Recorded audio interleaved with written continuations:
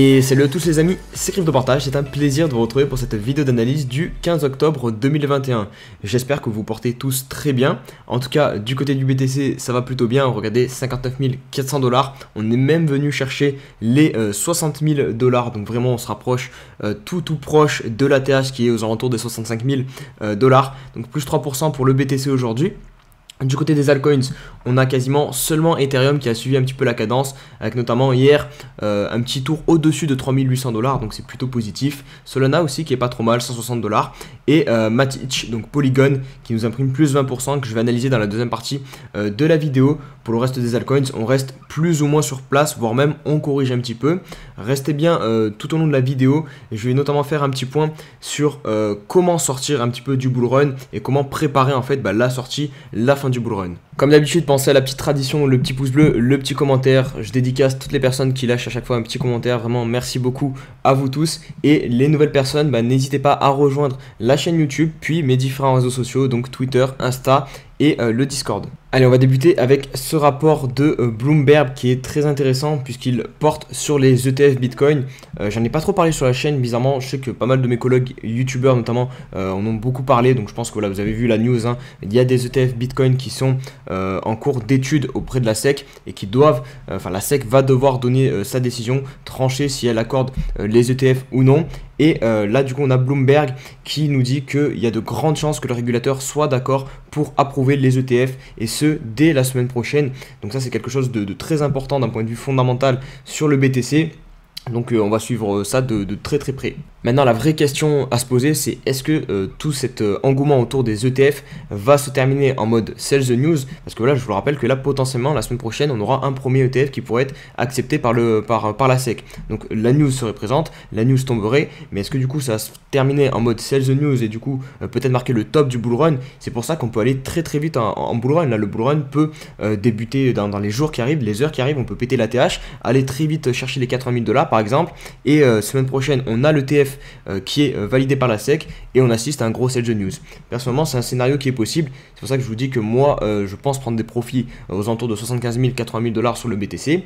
Maintenant, c'est pas le scénario que je vais privilégier parce que je pense qu'on aura quand même un bull run beaucoup plus long, mais il faut se méfier sur les grosses news comme ça qui peuvent être pricées en amont et vendues au moment de la news en fait. Et ça va me permettre de basculer directement sur le sujet donc de comment sortir du bull run tranquillement, comment bien vendre aussi ces crypto-monnaies, comment ne pas paniquer parce que on peut avoir de la panique quand le prix descend fortement, on peut panic sell, mais la panique ça marche aussi dans l'autre sens, on peut panic buy, on peut FOMO, on peut acheter parce que le cours monte hyper rapidement. Donc ça va être vraiment hyper important. Donc là les conseils que je vais donner sur Twitter, c'est de bien penser à unstake ces crypto-monnaies par exemple. Si vous avez des crypto-monnaies qui sont bloquées en stacking pendant 30 jours, pendant 2 mois, pendant 3 mois, il faut commencer à réfléchir à tout ça parce que le bull run il va pas vous attendre, hein. Si le BTC monte à je sais pas 150K mi-novembre et que mi-novembre c'est le top du bull run, derrière ça vient à s'effondrer très fortement de moins 50% rapidement, et si vous avez vos crypto-monnaies bloquées, vous comprenez bien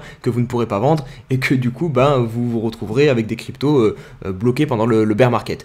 Donc pensez, c'est dès maintenant qu'il faut penser à unstake les cryptos que vous voulez vendre, à les rapatrier aussi sur les exchanges parce que vous pouvez avoir des cryptos sur des ledgers, sur différents wallets. Pareil, il faut que vous puissiez vendre parce que si vous ne pouvez pas vendre au moment où le prix du Bitcoin ou de votre crypto va atteindre le prix auquel vous souhaitez le vendre, c'est un petit peu dommage.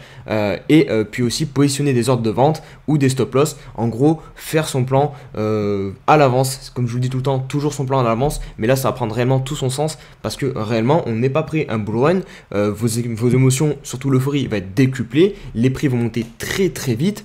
Et une autre chose aussi que peut-être vous ne savez pas, mais les exchanges, quand les prix comme ça fluctuent énormément, la plupart du temps, il y a des bugs. Vous n'allez pas pouvoir accéder à Binance quand vous voulez. Donc vraiment, c'est pour ça que je vous dis de préparer des ordres de vente parce que s'ils sont déjà positionnés, même si la plateforme bug, vos ordres de vente seront quand même pris en compte. Donc vraiment, pensez à tout ça, pensez maintenant, quand l'euphorie n'est pas encore au maximum, de bien préparer vos plans et comme ça vous serez beaucoup plus tranquille pendant le bull run et vous allez bien plus savourer. Failblotch qui nous fait un petit point sur la capitalisation totale des crypto-monnaies à travers octobre durant les différentes années. Donc on débute en 2015 où ça valait seulement 4 milliards pour toutes les crypto-monnaies. On est ensuite passé à 12 milliards, puis fin de bull run 2017, 174 milliards. Donc déjà une très très belle évolution. Puis ensuite on a eu le bear market, mais mine de rien, on a quand même pris de la valeur sur la capitalisation totale des crypto-monnaies pour débuter le bull run avec 370 milliards en 2020 et être actuellement à plus de 2300 milliards et même plus, puisque actuellement en live, vous le voyez ici, on est à 2400, pas loin des 2500 milliards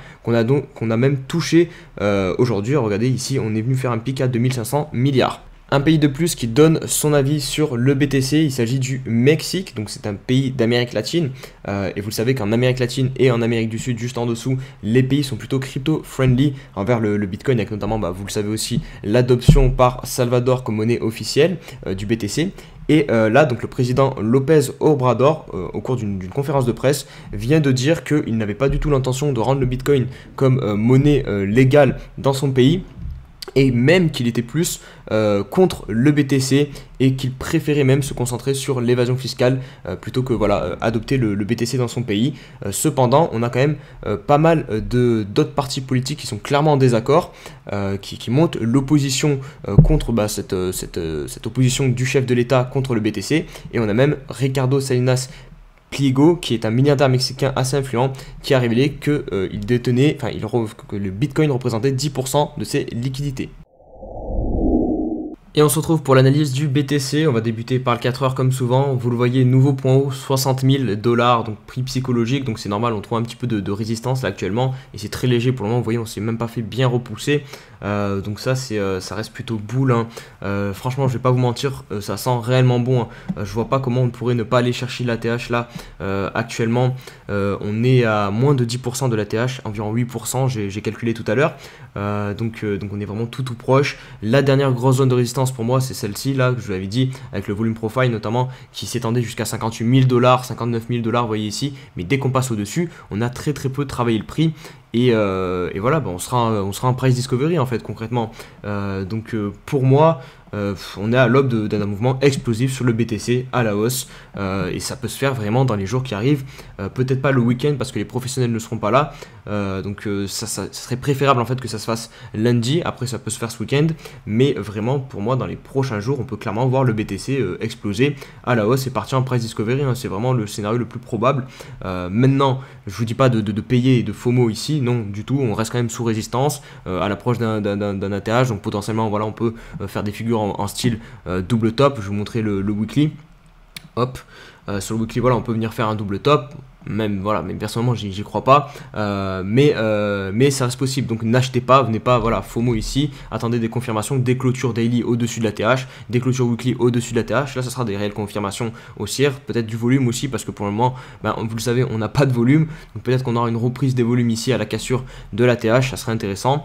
Mais bon, pour le coup vraiment moi je pense que la TH là c'est vraiment qu'une très petite question de temps. On va passer aux altcoins maintenant, en débutant par l'Ether. On va voir un poil plus de choses à dire aujourd'hui sur l'Ether, puisqu'hier il nous a fait une belle surprise, puisqu'il est venu casser à la hausse les 3650 $. Donc c'est cool, il suit un petit peu le BTC, il reste pas trop à l'arrêt, et c'est intéressant parce que vous le savez, la BTC dominance était en train de augmenter. D'ailleurs regardez ici, hier on a vu 3-4 jours où les alts avaient profité, aujourd'hui c'est l'inverse, le BTC reprend sa force. Regardez, je vais mettre aussi en weekly, on revient coller sur cette zone de résistance, donc à voir si on va la péter ou non. Mais je vous dis, si on part en price discovery sur Bitcoin, à mon avis on la pète. Mais bon, pour le moment on a du coup Ethereum qui arrive à suivre aussi pas trop mal, donc ça c'est cool. Dernier niveau maintenant à venir péter pour l'Ether, hein, c'est clairement le prix psychologique, ce point haut des 4000 $. Et là je suis quasiment persuadé que on viendra aussi partir en price discovery et toucher et dépasser cette mèche à 4300 $ sur l'Ether. Je vous partage aussi, je sais pas si je l'ai fait hier, mais l'ATA séance elle est vraiment insane sur l'Ether en weekly. Vous voyez, hop, vraiment ça c'est incroyable, elle est vraiment magnifique, elle est super propre. Donc tout ça c'est extrêmement bull. On va poursuivre avec Theta Network. Donc Theta, c'est intéressant sur le weekly pour investir, je pense. Regardez, on est sur la EMA 50, EMA 21. De toute façon, maintenant, vous connaissez peut-être, pour ceux qui regardent régulièrement les vidéos, un petit peu ma chanson sur du weekly. Quand on se retrouve sur les moyennes mobiles ici, notamment la 50, plus de ça, elles sont à plat. Le RSI, pareil, regardez, hop, je vais vous le mettre. Ici on est sur la zone neutre quasiment à 50, donc ça aussi c'est intéressant, hein, je pense, pour se positionner. En plus de ça, on a plus ou moins une espèce d'épaule, tête, épaule, vous voyez ici, avec peut-être la ligne de cou un peu comme ça. Bon, elle est un petit peu tirée par les cheveux, mais globalement c'est une figure qui est plutôt boule. Et après, si on fait vraiment de l'action des prix pure, on a un point bas ici, on a pour l'instant un point bas qu'on est en train de tenir ici aussi. Donc potentiellement une reprise d'une tendance haussière. Maintenant il faudra venir passer au dessus de ce point haut. Et si je vous rajoute un petit peu de Fibonacci, hop, ici regardez, on est pile sur la zone de rechargement, donc aussi intéressant je pense pour recharger sur Theta. Sushi Network n'a pas énormément d'historique sur Sushi. On est dans une tendance baissière, par contre regardez, hop, point haut, point bas, point bas, point haut. Donc en théorie là on devrait faire un point bas ici. On est posé sur la trend un peu plus long terme ici qu'on avait eu au niveau du listing. Donc un deuxième point ici, et là on est en train de la travailler. Les moyennes mobiles sont quasiment à plat. Donc pareil, si voilà, les boules ont vraiment voulu reprendre la main ici avec ce point bas, ils vont devoir défendre ce point bas pour inverser la tendance. Et donc là on est de retour aussi sur la zone de rechargement. Donc pareil, pour investir, je pense que ça peut être intéressant Sushi. On est aussi sur le niveau de la zone neutre au niveau du RSI. Donc voilà, Sushi pour rentrer ici, je pense que ça peut être intéressant. On va poursuivre avec Matic. Matic sur le weekly, c'est pas dégueu du tout, hein, vous le voyez, hein. Si on vient à valider cette espèce de double creux ascendant ici, hop, ça sera très boule, presque une séance. Donc là c'est pas mal, mais bon, pour le moment on arrive sous résistance. Et vous savez que voilà, moi j'aime pas acheter sous résistance. Si on se met sous le daily, regardez, on peut plus ou moins essayer de constater une espèce de range. Donc pareil, ici c'est plus une zone de prise de profit selon moi, qu'une zone où on va essayer de rentrer sur cet actif. Et on se retrouve pour la question de l'abonné. Aujourd'hui, une question de Dor Whatsmore. Salut et merci pour ton travail. J'aimerais bien une analyse du coin Nano, mon pire investissement. Je n'ai quasiment pas trouvé de vidéo en français qui en parle. Donc, je vous fais un bref résumé de ce qu'est le projet Nano. Donc, classé 113e sur CoinMarketCap. Donc, c'est pas un shitcoin perdu à la je sais pas quantième de place. Le market cap 720 millions. Donc presque 1 milliard. L'afflux qui est égal au market cap, donc ça c'est plutôt cool, ça veut dire que tous les jetons sont déjà en libre circulation. On a un prix pour le jeton de 5,40$ par pièce. Le projet, il consiste, en vrai c'est plutôt simple, en tout cas de ce que j'ai compris. En fait il veut juste proposer une monnaie numérique décentralisée, la plus basique possible, la plus facile d'utilisation possible. En fait rendre ça mainstream, rendre ça utilisable par la majorité de la population. Et sur le cours, eh ben, on a un magnifique pump pendant le bull run de 2017 qui avait mené le prix de cette crypto à 42$ pièce. On est d'ailleurs venu bien s'écraser et consolider pendant très longtemps, accumulé ici au niveau des 1$ quasiment. Et finalement là cette année on n'a pas eu un pump de la même ampleur que 2017, mais on a quand même eu un petit pump, 20$.